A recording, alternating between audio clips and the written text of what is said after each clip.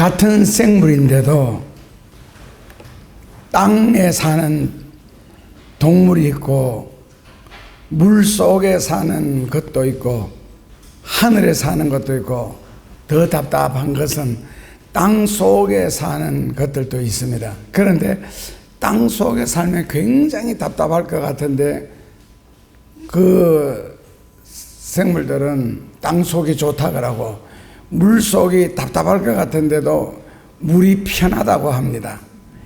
신도 하늘에서 역사하는 신이 있고 땅에서 역사하는 신이 있습니다. 하늘에서 역사하시는 신을 우리가 하나님이라 한다면 땅에서 역사하는 신은 귀신들입니다. 그러니까 땅에서 일어나는 모든 일들은 기가 막히게 잘 알지요. 땅에 사는 사람들의 생각, 사고방식, 과거 그런 걸 잘 압니다. 그러니까 이제 무당이 통하고 점쟁이가 통하는 거고요. 그 하나님은 하늘에서 역사하시나 땅을 다스리시죠. 그런데 땅에 사는 사람들 중에는 인간이 아무리 조작을 하고 숨고 잔머리를 굴리고 지식을 동원하여 감출지라도 귀신들의 눈은 절대로 피할 수가 없고 그리고 자기의 눈은 피할 수가 없고 더더욱이 하나님의 눈은 절대로 피할 수가 없습니다. 사람이 숨는다고 숨어지는 것이 절대로 아니고 피한다고 피해지는 것이 아니고 아무리 노력을 해서 잔머리를 굴려서 감출지라도 자기에게서 못 감추고 귀신에게서 못 감추고 하나님을 피할 수는 없습니다. 그 성경에 보면 다윗이 바세바를 취한 후에 그 바세바의 남편인 우리야 장군만 죽이면은 자기의 죄가 완전 범죄가 되리라고 생각을 했기 때문에 잔머리를 굴렸지요. 지금 한참 전쟁 중인 우리야 장군을 불러다가 집에 가서 하루 저녁 자고 가거라. 마치 위하는 척 하면서도 그는 자기의 죄를 감추기 위한 철저한 잔머리지요. 그런데 그 중직한 우리야 장군이 전쟁터에서 내 동료들이 지금 죽어가고 있고 고생을 하고 있는데 내가 집에 가서 아내를 품에 안고 잘 수가 없다. 그래서 오히려 길바닥에다가 잠을 잡니다. 그리고 그 이튿날 다윗에게 왔을 때 다윗이 어젯밤 잘 잤느냐? 집에서 안 잤다고. 그러니까 다윗을 편지를 썼지요. 우리야를 가장 심한 전투 제일 앞자리에 보내서 죽도록 만들어라. 편지를 써서 줬더니 우리야는 그것을 자기를 죽이라는 편지를 가슴에 품고 이제 본대로 돌아가게 됩니다.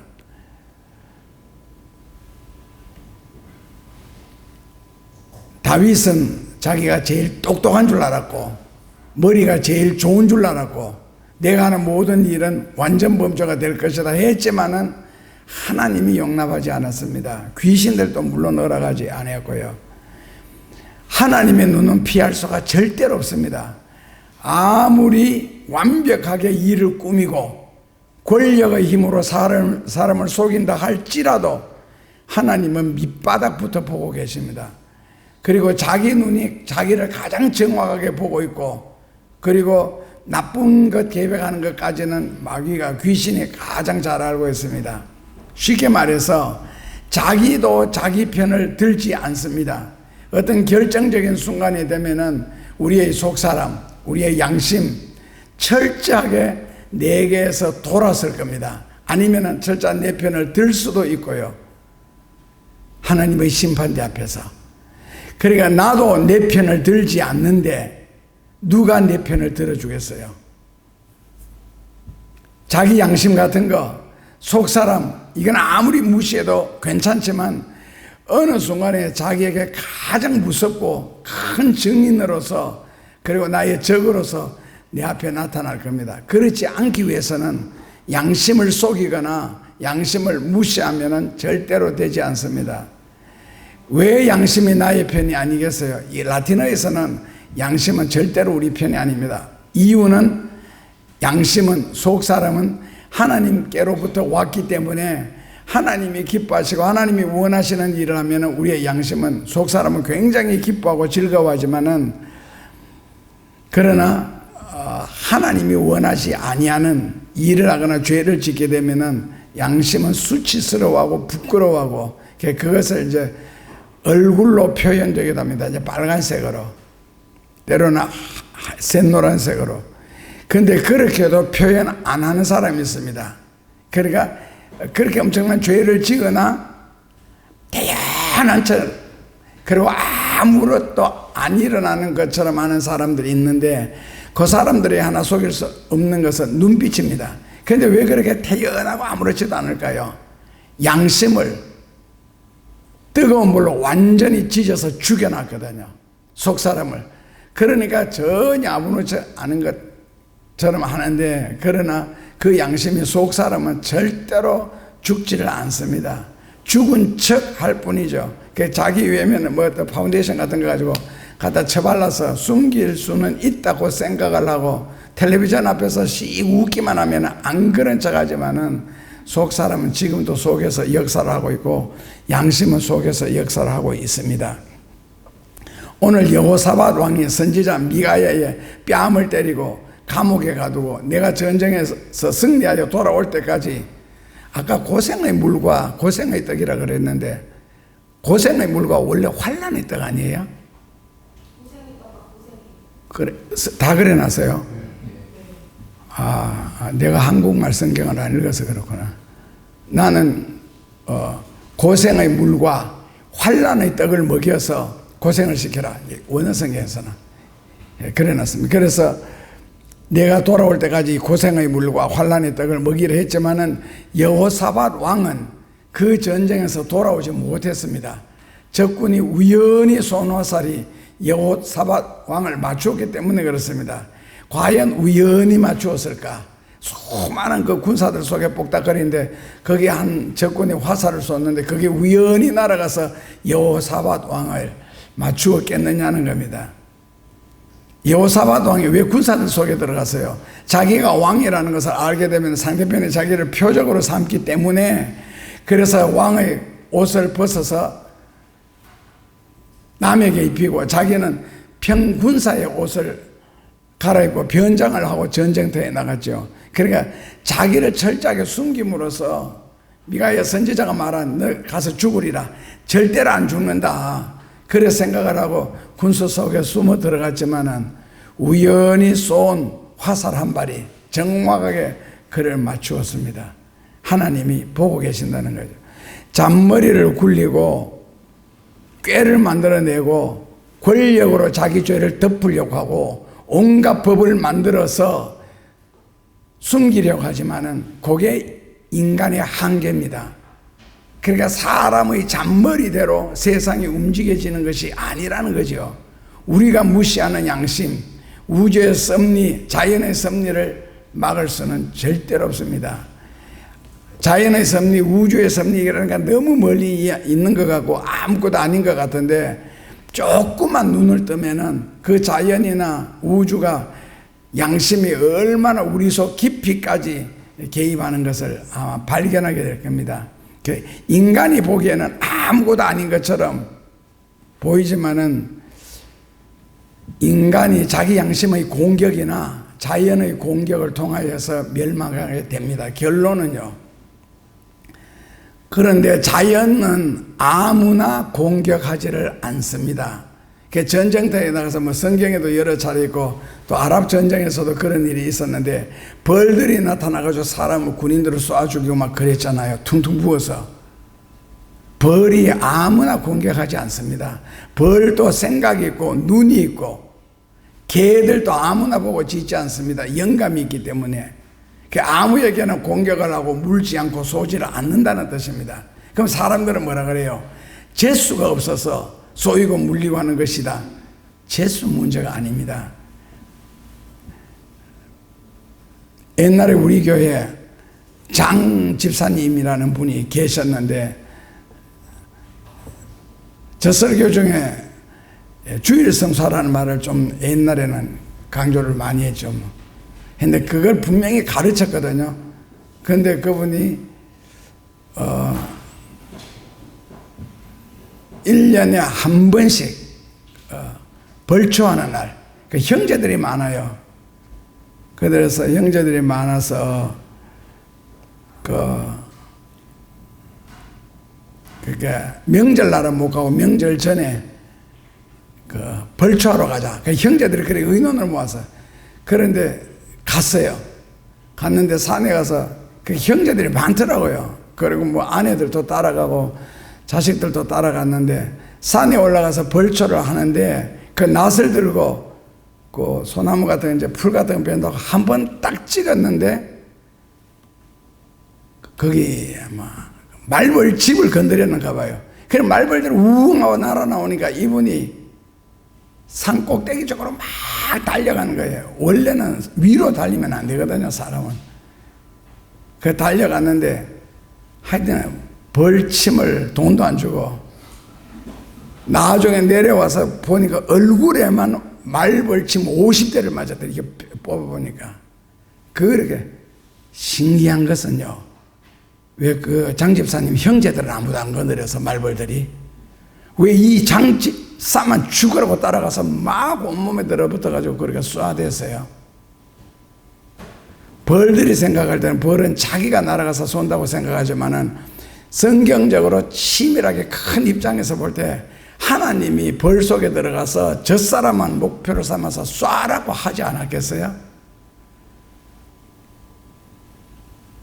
그러니까 벌들도 목표가 조준되어 있고 신의 말도 오늘 하나님 그러시잖아요. 내가 거짓 영들을, 그러니까 마귀죠, 쉽게 말하면 거짓 영들을 저 선지자들 400명 속에 들어가게 해서 거짓 예언하게 만들어서 여호사밧 왕이 거기에 속도록 만들어서 전쟁터에 나가서 죽도록 하겠다.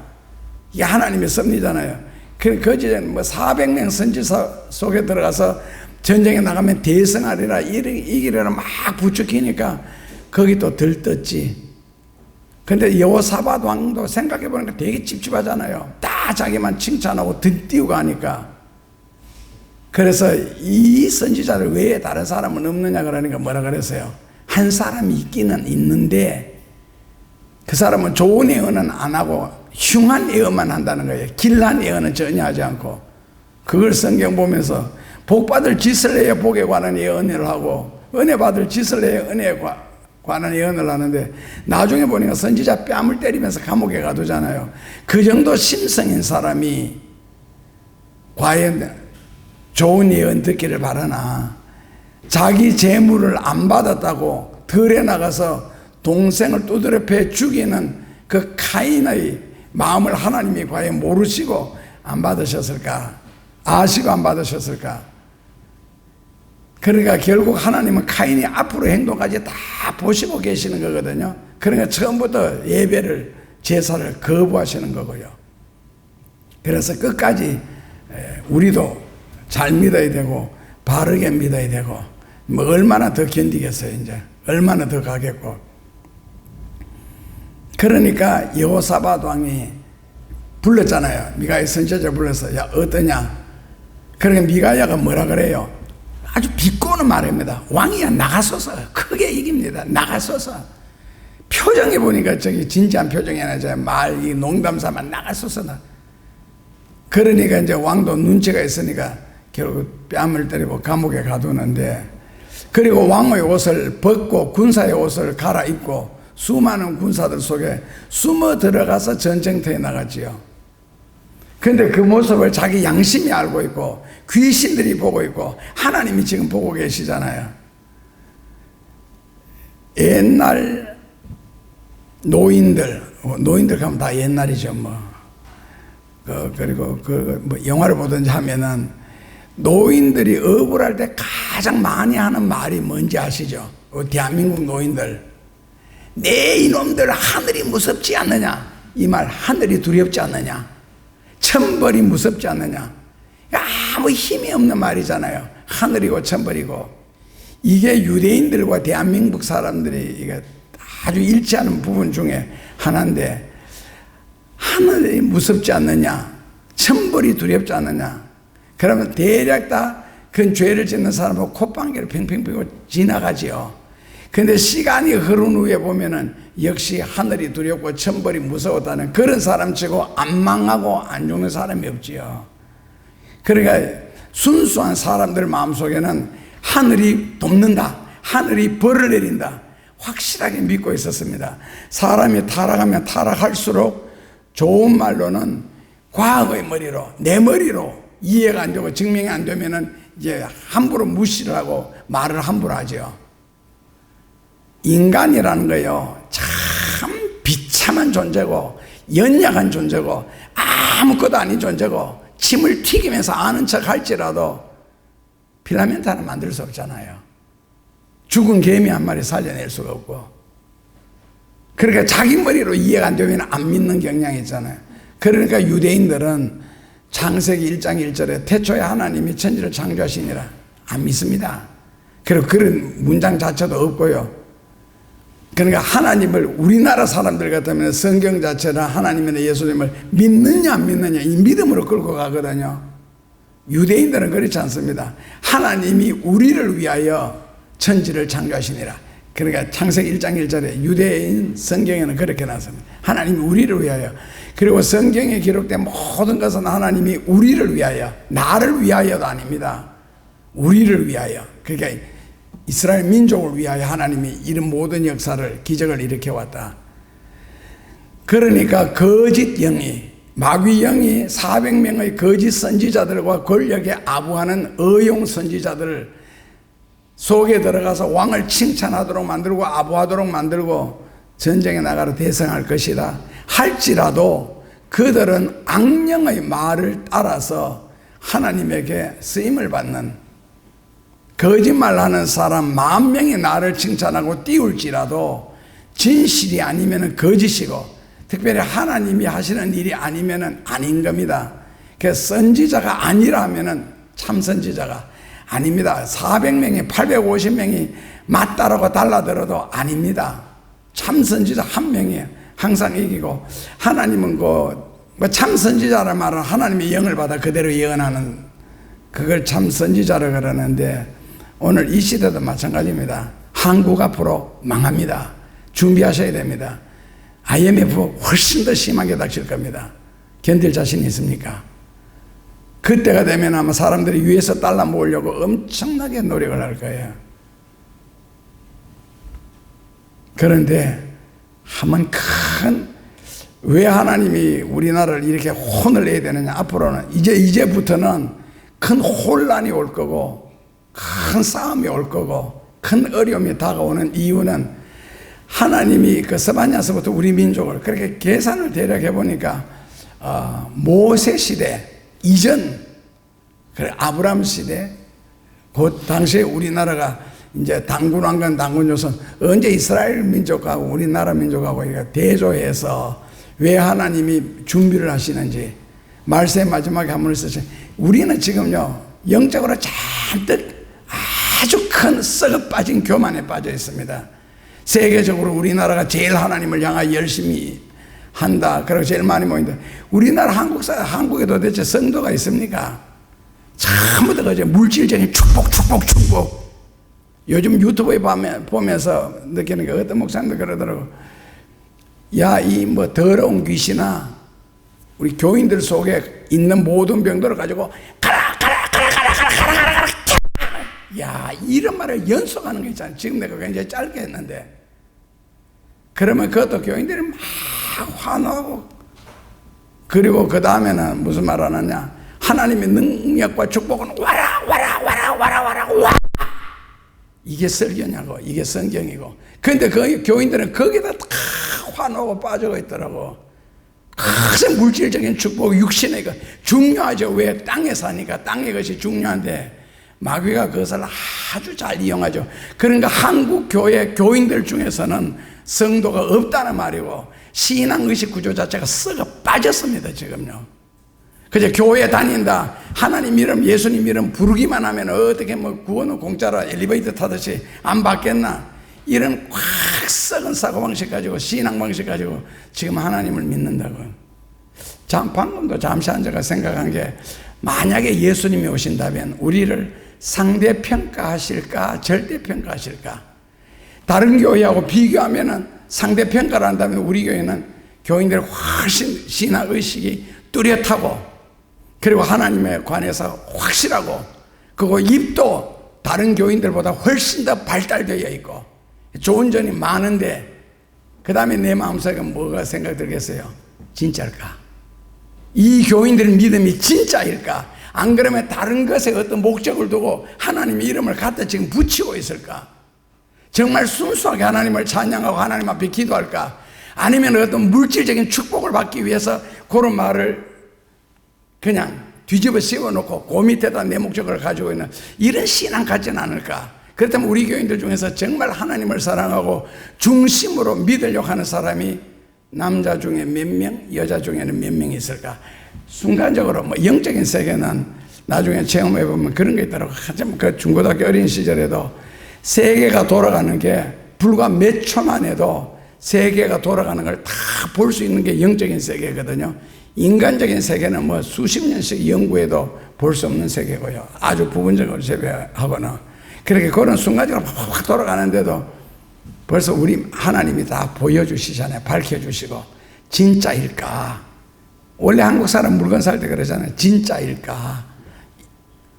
일본 사람들은 얼마나 아름답습니까? 미국 사람들은 얼마나 경제적입니까? 독일 사람들은 얼마나 튼튼합니까? 한국 사람 이거 진짜요, 가짜요? 그러다 보니 우리의 믿음도 정말 하나님을 믿을까? 우리 교인들이 이 설교를 들으면서, 아니면 뭔가 다른 목적을 두고 지금 하나님을 믿을까? 기도도 정말 순수한 기도를 드릴까? 만들어내는 기도를 드릴까? 온갖 생각 순간적으로도 많이 했습니다. 상대 평가를 해줬으면 좋겠어. 하나님이 다른 교회 교인하고 비교해가지고 너희 교회는 훌륭하다 해서 휙 데리고 올라가면 좋겠는데, 만약에 절대 평가를 한다면, 그래서 그런 생각이 들면서 하나님이 우리나라를 영적으로 한번 채찍질을 하셔가지고 한번 골탕 계시고, 그럴 일은 절대로 없을 겁니다. 우리나라는 전쟁이 일어나지 않습니다. 세계로 나가면은 대한민국의 가장 위험한 나라 중에 하나가 중동하고 그 다음에 대한민국이거든요. 그러나 이 나라는 전쟁이 일어나지 않습니다. 뭐 통일되기 위해서도 전쟁이 일어나지 않고 그냥 뭐 무너져야죠. 그러나 하나님이 쓰시기 위해서는 그런 생각도 해봤어요. 전쟁이 한번 일어나서, 요즘은 손가락으로 사는 시대잖아요. 휴대폰만 하나 들고 있으면 못할 일이 없잖아요. 전부 손가락 하나만 있으면 다 해결되는 시대 사니까. 그래서 전쟁이라는 게 한번 일어나서 고생이 뭔지, 빨갱이들이 공산주의가 얼마나 악독하다는 것을 한번 체험을 시켰으면 좋겠습니다. 심지어는 제가 그거를 기도까지는 못하고 너무 추상적인 개념에서 손가락 하나 가지고 돈이라는 편리함 속에 살기 때문에 이런 일이 한번 일어나 봐야 빨갱이가, 공산주의가, 사회주의가 얼마나 무섭다는 걸 깨닫고 인생을 열심히 살고 정말 성경적으로 믿음으로 바르게 안 살겠나 싶은 생각까지 다 해봤습니다. 그냥 생각으로요. 너무 편리한 시대 사니까. 그래서 참 선지자가 아닌 경우에는 거짓 영이 들어가서 지금 칭찬받고 떠받침을 받고 하니까 옳은 줄 아는데 그렇지 않을 겁니다. 멀지 않는 날에 한국은 여러 가지 혼란 통하여서 농업적인 용어로 바꾸면은 객토하는 사건이 한번 일어날 겁니다. 여호사밧 왕도 얼마나 마음이 찝찝하게 해서 다 칭찬하는데, 이거는 뭐 공산주의 외에는 있을 수가 없는 일이거든요. 우리나라 국무총리가 김민석 씨인데, 그 김민석 국무총리의 형님이 김민웅입니다. 지금 미국 가가지고 자식들하고 살고 있는데, 아니 그렇게 반미 운동하면서 미국 가서 자기 자녀들에게 시민권 영주권 안 준다고 또 거기서 데모하고 있는데, 그 김민웅 씨가 미국에서 무슨 말 했느냐면, 대한민국의 롤 모델은 베네수엘라다. 한국도 베네수엘라처럼 돼야 된다. 왜 베네수엘라 미국에 붙잡혀가는 왕이잖아요. 그 사람이 20 몇 년 동안 독재 정치를 했거든요. 한국도 그걸 닮아야 된다라고 지금 미국에서 떠들고 있습니다. 그렇게 반미 운동하고 미국을 싫어하면서 왜 미국에 가서 살아? 왜 자식들에게 미국 영주권 안 준다고, 시민권 안 준다고 데모하고 난리치나? 그거 참 앞뒤로. 그러니까 100% 칭찬이라. 저도 마찬가지. 저한테는요, 호불호라 그럽니까? 저를 좋아하는 사람들은 무척 좋아하고, 저 싫어하는 사람들은 굉장히 싫어합니다. 목사들도 마찬가지고요. 우리 교회가 뭐 외국에 교회 많이 짓는다, 그리고 건축한다, 학교도 건축한다 이렇게 했더니 어떤 목사가 노골적으로 이야기하더라고요. 목사님 그런 걸 왜 말합니까? 혼자만 알고 계시면 되지. 아니 선한 일이라는 거 예수님도 다른 사람한테 이야기해서 알려서 본받도록 하라 그랬는데 목사들조차도 그런다는 게 왜 저런 말을 할까? 답은 한 가지입니다. 시기, 질투. 싫은 거예요. 자기 외에는. 그러니까 목사 마음속에 저런 정도 있다면 뭐 평신도 마음속에는 어떻겠어요? 그래도 뭐 늘 기도한다고 하고 늘 뭐 성경 연구한다고 하는 사람들도 저렇다면은. 그래서 앞으로는 한국에 진짜 영적인 것이 무엇인지 이걸 하나님이 한번 객토를 하셔야 됩니다. 그러기 위해서는 아마 이미 시작하셨을지도 모릅니다. 그렇게 해서 우리로 하여금 정말 깨어 정신을 차리고 근신하도록. 오늘 오후부터는 매주일 오후마다 계시록 특주라는 말은 일반 사람들이 잘 해석을 하기 꺼리하고 건드리지 않는 특별한 부분을 주석을 해서 해석을 하는 걸 그걸 특주라 그러거든요. 그래서 계시록에서 가장 중요한 것들을만 뽑아서 다 끝날 때까지 한번 쭉 할 생각을 지금 하고 있습니다. 오후부터. 거기에서도 그렇다면 이런 때에 우리가 살아남는 방법이 무엇인가? 그 대답을 세 가지, 두 가지로 이렇게 찾아냈는데 그 중에서 깨어라, 정신 차려라 그라는 말이 3번이나 나오고요. 기도해야 된다는 말이 2번이나 나오더라고요. 그래서 이 시대는 정말 깨어서 정신을 차리고 기도해야만이 살아갈 수 있는 시대구나. 생활의 형통이라는 것, 축복이라는 것은요, 축복 기도로도 됩니다. 조금만 받쳐주고 같이 노력을 하면은요. 그런데 영적인 부분은요, 남의 기도 가지고 되지 않는 것이 영적인 기도거든요. 영적인 기도는 자기가 해야 됩니다. 그래서 오늘 여호사밧 왕이 다 들띄우고 칭찬하고 하니까 자기가 옳은 줄 알았죠. 400명의 선지자들이 그것도 막 들고 일어나니까. 그런데 그게 가짜라는 걸 어떻게 알았겠어요? 그래서 결국에는 미가야가 이번에 전쟁터에 나가면 당신은 분명히 죽는다. 400명의 선지자는 대성을 거두고 돌아올 거다. 그래서 미가야를 내가 돌아올 때까지 감옥에 가두어서 고생의 물과 환난의 떡을 먹게 하라. 이렇게 나오는 거거든요. 그러니까 결국에는 미가야 선지자의 말대로 전쟁터에 나가서 죽었습니다. 22장 아까 읽었던 24절에서 37절에 보면 그 죽는 과정이 나오고 제일 마지막 절에는 죽었더라 일어납니다. 결국 못 따라오죠. 미가야는 못 따라온다 그랬거든. 당신은 반드시 죽으리라. 거짓 선지자 400명이 나를 띄우고 칭찬하면 뭡니까? 참 선지자 한마디가 이루어지는데 정말 하나님께 속하였나? 정말 하나님이 사용하시는 종인가? 그래서 말로 들어서는 사람은 모릅니다. 결국 사람을 보는 방법은 물론 처음에는 말로도 어느 정도 구별할 수 있지만 눈빛 같은 거, 그 속 사람의 진실성 같은 거, 정말 하나님께 속하였나? 이런 것을 봐야 했어요. 그러니까 결국 여호사밧 왕의 마음을 내 기분에 맞추어 준다고 그게 예언이 아니더라는 거죠. 결국 말씀에다가 내 마음을 붙여서 틀리면 회개하면 되잖아요. 하나님 앞에 인간이 무엇 할 수 있겠어요? 그 뜨끔하면 또 회개하면 되고, 사람이 회개할 것밖에 더 있겠어요, 하나님 앞에서. 그렇게 해서 하나님 앞에 맞추어 가야 되는데 왜 성경을 끌어들여 가지고 내 마음에 맞추려고 합니까? 이게 바로 교만이거든요. 엄청난 교만. 그래서 미가야를 증오하는 왕의 말에는 미가야 선지자를 불러오고 싶지 않았지요. 왜냐하면 아합 왕의 의중을 아니까. 그러니까 여호사밧 왕은 말씀에 대한 그릇된 자세. 결국 미가야 선지자를 불러서 억압을 하고 공포를 심어주고 핍박을 하면서도 내가 원하는 예언을 하도록 만들어라. 그러니까 미가야가 나중에는 뭐라고 올라가서서 전쟁에 나가서서 대성을 거두리라고. 미가야도 그렇게 같은 말을 합니다. 그런데 이미 옳은 말 안 해서 가면 죽는다고. 전쟁 나가지 말라고. 그 여호사밧 왕도 원래 전쟁을 하고 싶지 않았거든요. 북쪽 이스라엘 나라잖아. 왕이잖아. 여호사밧 왕이.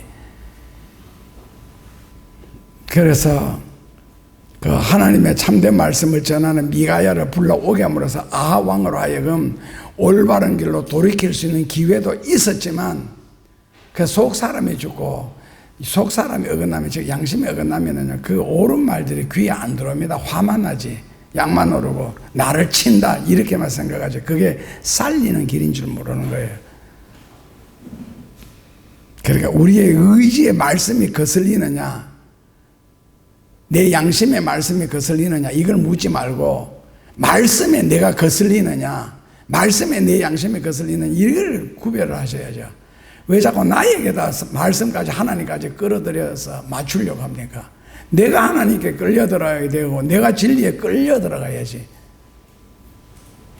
사람이 진리를 거부하고 거스리는 것은 굉장히 위험한 도박입니다. 지금 말씀 한 구절 뭐 불순종한다고 무슨 일이 일어날 것은 아니잖아요.